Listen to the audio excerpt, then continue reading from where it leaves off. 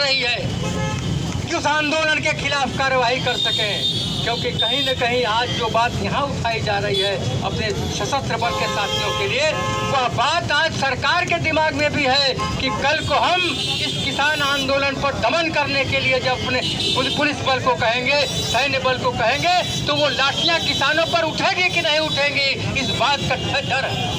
और इस वजह से आज हमारा 10 महीने तक आंदोलन चल रहा है और इस बेशर्म सरकार को कोई हिम्मत नहीं हो रही है, कोई हौसला नहीं है कि वह चूं तक कर सके। तो ये लड़ाई चलेगी और तब तक चलती रहेगी जब तक कि इस देश में यह फैसला नहीं हो जाता कि इस देश में आदमखोर रहेंगे, कि इस देश में मेहनतकश रहेंगे। इस बात की लड़ाई के साथ बहुत बहुत धन्यवाद। इंकलाब जिंदाबाद।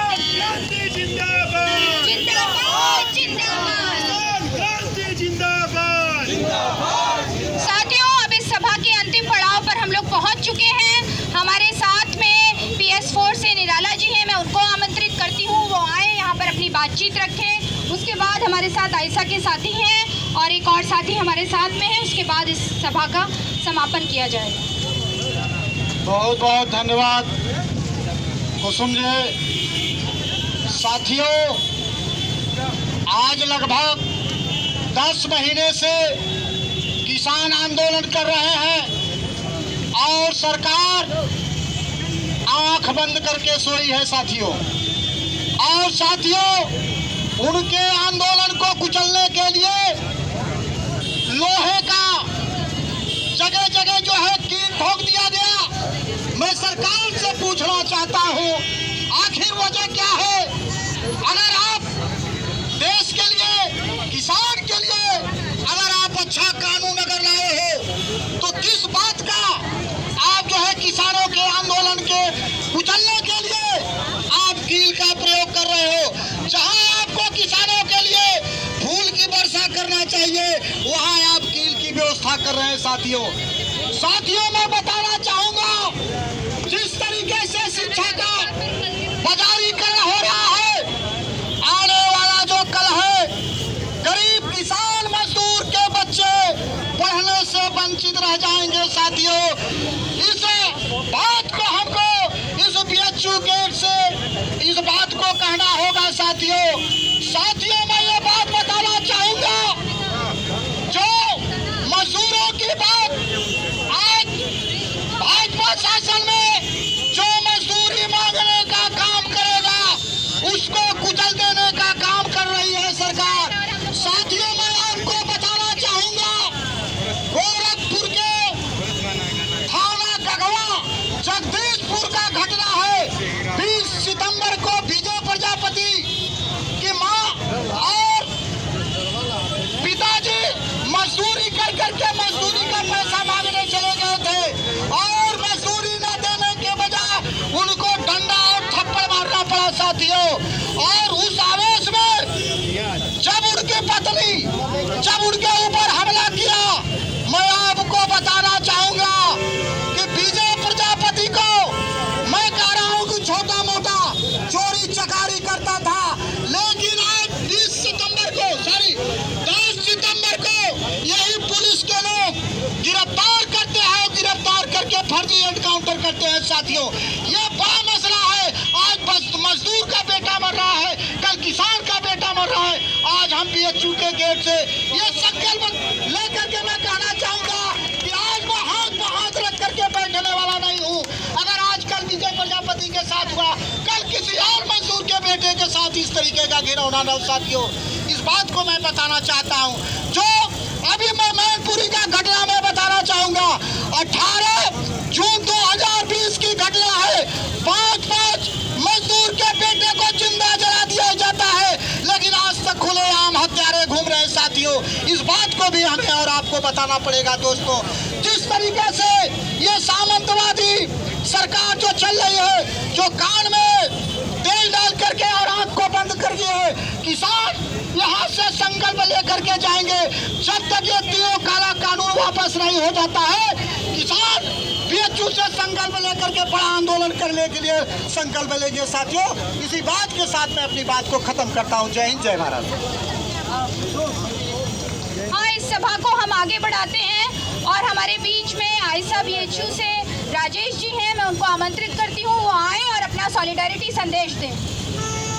सभी को क्रांतिकारी लाल सलाम, जय भीम। साथियों, ये लड़ाई केवल किसानों की लड़ाई नहीं है, ये समझनी पड़ेगी।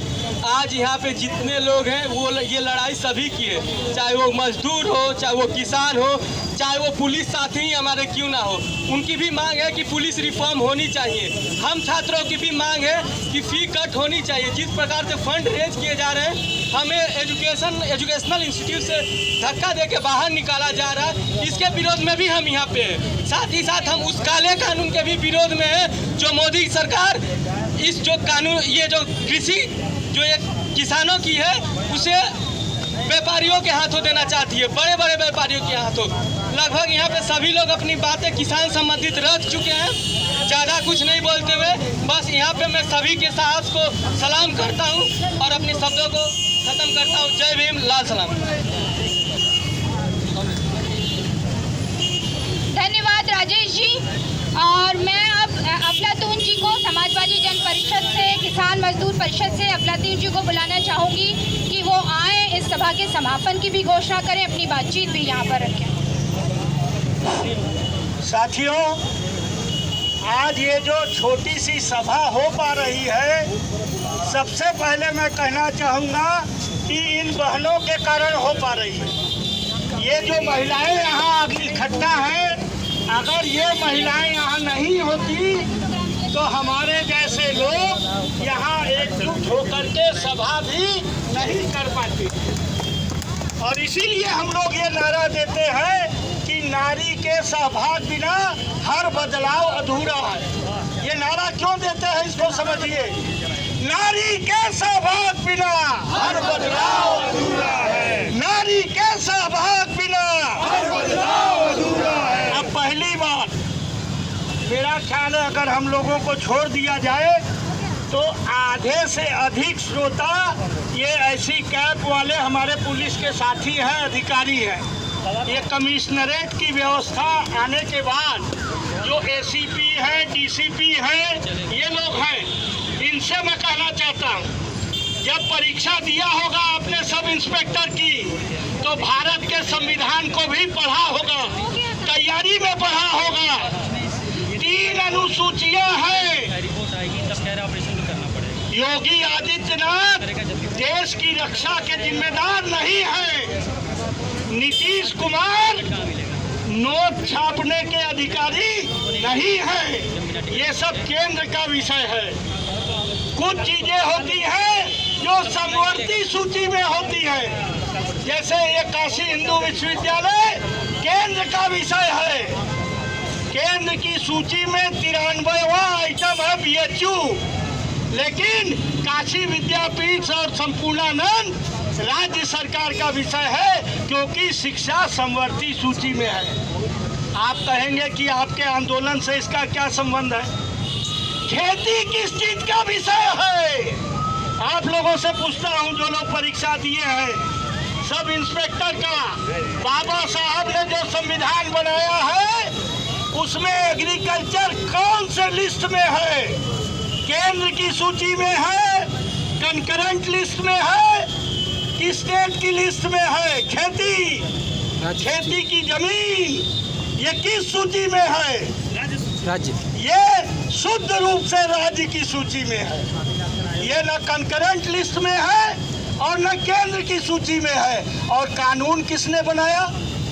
क्या उत्तर प्रदेश की विधानसभा ने बनाया? क्या बिहार की विधानसभा ने बनाया? ये तीनों कानून, चारों कानून, ये कानून बनाया पार्लियामेंट में।